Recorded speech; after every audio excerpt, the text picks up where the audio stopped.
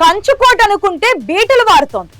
ఎదురు లేదనుకున్న చోటే పార్టీకి కొందరు దూరం అవుతున్నారు.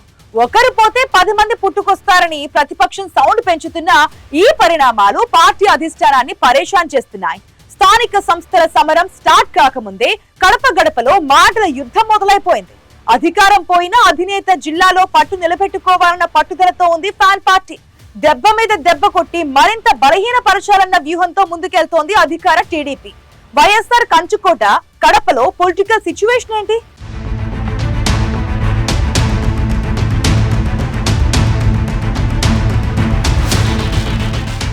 కడప రాజకీయాలు రోజురోజుకు మారిపోతున్నాయి. మొన్నటి ఎన్నికల్లో ఊహించని రీతిలో నాన్ మైనార్టీకి పట్టం కట్టిన కడపవాసులు స్థానిక సంస్థల ఎన్నికల్లో ఎవరికి పట్టం కడతారనేది ఇప్పుడు చర్చనీయాంశంగా మారింది. వచ్చే ఎన్నికలకు ఇప్పటి నుంచే 2 పార్టీలు ఎత్తులకు పై ఎత్తులు వేస్తున్నాయట. కడప కార్పొరేషన్ పరిధిలోని 50 డివిజన్లలో మళ్లీ తామే సత్తా చాటుతామంటోంది వైసీపీ. ఈసారి ఎలాగైనా కడప కార్పొరేషన్పై తెలుగుదేశం పార్టీ జెండా ఎగరేస్తామంటూ అధికార పక్ష నేతలు కూడా గట్టిగానే చెబుతున్నారు. కడప కార్పొరేషన్లో గత ఎన్నికల్లో తెలుగుదేశం పార్టీ కేవలం 1 డివిజన్నే దక్కించుకుంది.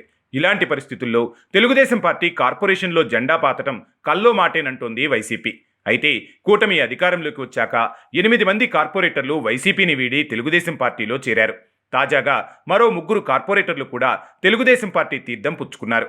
ఏడాదిన్నర కాలంగా కడప కార్పొరేషన్లో చోటు చేసుకుంటున్న రాజకీయ పరిణామాలు వైసీపీని ఇరకాటంలో పెడుతూ వచ్చాయి. పార్టీ మారిన కార్పొరేటర్లు అధికార పార్టీ బంట్రోతుల్లా మిగిలిపోయారంటోంది వైసీపీ. కొత్తగా పసుపు కండువా కప్పుకున్న 3 కూడా వచ్చే ఎన్నికల్లో టికెట్ ఇస్తారన్న ఆశతోనే పార్టీ మారారంటోంది. అయితే వారికి అధికార పక్షం అవకాశం ఇస్తుందా లేదా అన్న అనుమానాలు ఇప్పుడు బలంగా వినిపిస్తున్నాయి.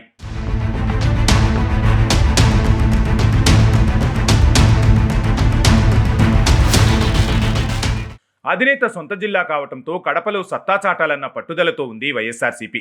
50 డివిజన్లలో గెలిచి అధికార పక్షాన్ని గట్టిగా దెబ్బ కొట్టాలని చూస్తోంది.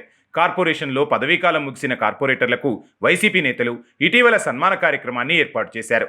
ఎంతమంది వెళ్లిపోయినా 10ల సంఖ్యలో కొత్త నాయకులు పుట్టుకొస్తారంటూ వైసీపీ నేతలు చేసిన వ్యాఖ్యలు కడప రాజకీయాల్లో దుమారం రేపుతున్నాయి. మొదటి నుంచి కడప కార్పొరేషన్లో వైసీపీ జిల్లా అధ్యక్షుడు రవీంద్రనాథ్ రెడ్డి, ఆర్టీసీ మాజీ చైర్మన్ దుగ్గాయపల్లి మల్లికార్జున్ రెడ్డి, మాజీ మేయర్ సురేష్ బాబు హవాతో పాటు గత ప్రభుత్వ హయాంలో డిప్యూటీ సీఎం హోదాలో కొనసాగిన అంజద్ బాషా పెత్తనం కొనసాగింది. అయితే చాలా ఏళ్ల తర్వాత కడపలో వైసీపీకి ఎదురుదెబ్బ తగలడంతో ఇన్నాళ్లు గుంబనంగా ఉన్న వర్గ రాజకీయాలు ఏదో రూపంలో ఇప్పుడు బయటపడుతున్నాయట. రవీంద్రనాథ్ రెడ్డి, అంజద్ బాషా, మాజీ మేయర్ సురేష్ బాబు మధ్య విభేదాలు ఉన్నట్లు ఇటీవల వార్తలు గుప్పుమంటున్నాయి. అవినీతి ఆరోపణలతో పదవిని కోల్పోయిన సురేష్ బాబు స్థానంలో కొత్త మేయర్ ఎంపికకు జరిగిన కసరత్తులో రవీంద్రనాథ్ రెడ్డి వర్గానిదే పైచేయి కావడం అందరినీ ఆశ్చర్యపరిచింది. సురేష్ బాబు వర్గం నుంచి ఒక పేరును ప్రతిపాదించినా చివరికి రవీంద్రనాథ్ రెడ్డికి విధేయుడైన పాకా సురేష్ని మేయర్గా ఎన్నుకున్నారు. పదవీకాలం 3 నెలలే ఉన్నా మేయర్గా కడప కార్పొరేషన్లో పాకా సురేష్ చక్రం తిప్పారు. కడప కార్పొరేషన్లో ఓ కాంట్రాక్టు విషయంలో నిబంధనలను ఉల్లంఘించి పనులు చేశారనే అభియోగాలతో మేయర్ పదవిని కోల్పోయిన కె సురేష్ బాబు విషయంలో పార్టీలోని నేతలెవరూ ఏ రోజు పెదవి విప్పలేదు. మేయర్ పక్కన ఎమ్మెల్యేకు సీటు విషయంలో అంత రచ్చ జరిగినా మిగిలిన నాయకులు ఎవరూ మాట్లాడలేదు. తనపై వచ్చిన విమర్శలకు, ఆరోపణలకు సురేష్ బాబు తానే సమాధానం చెప్పుకోవాల్సి వచ్చింది.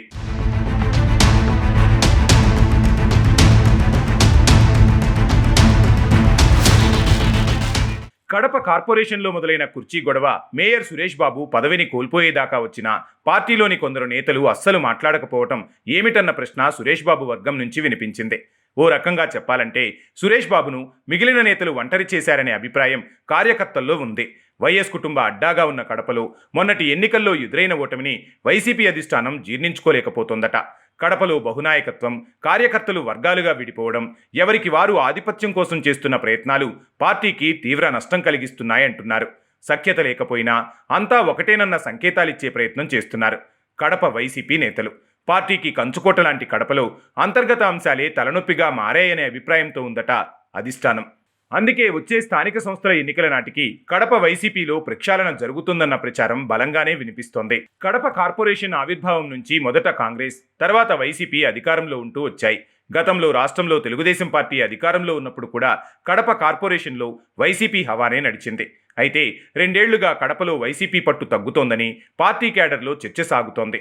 కడప వైసీపీలో జరుగుతున్న వ్యవహారాలను చక్కదిద్దేందుకు పార్టీ అధిష్టానం కూడా పెద్దగా దృష్టి సారించలేదన్న టాక్ వినిపిస్తోంది. ఓవైపు సొంత మేనమామ, మరోవైపు బాబాయ్ దుగ్గాయిపల్లి మల్లికార్జున్ రెడ్డి, మరోవైపు నమ్మిన బంటుల్లా ఉన్న సురేష్ బాబు, అంజద్ బాషా మధ్య భేదాభిప్రాయాలను అధినేత పెద్దగా సీరియస్గా తీసుకోలేదన్న అభిప్రాయం ఉంది. అంతా కావాల్సిన వాళ్లే కావటంతో ఇంతకాలం అధిష్టానం జోక్యం చేసుకోలేదట. కానీ ఇప్పుడు పార్టీ నుంచి వలసలు పెరిగాక చేతులు కాలేక ఆకులు పట్టుకున్నట్లుంది పార్టీ పరిస్థితి.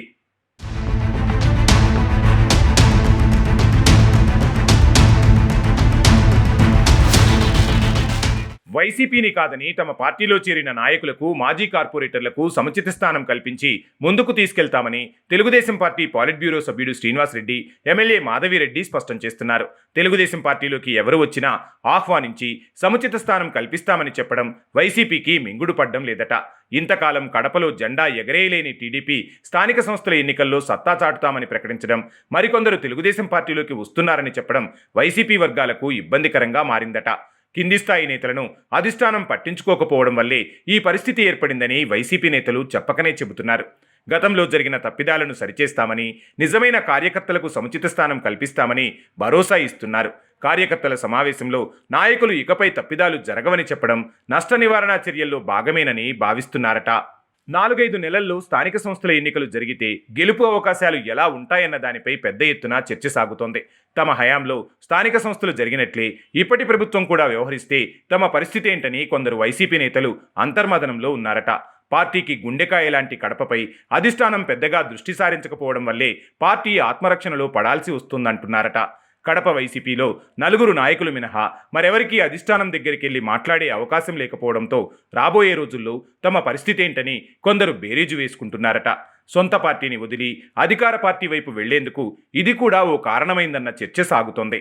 పార్టీలో ప్రక్షాళన, అధిష్టానం నుంచి స్పష్టమైన భరోసా వస్తే తప్ప వైసీపీ నుంచి వలసలు ఆగేలా లేవన్న ప్రచారం జోరుగా సాగుతోంది.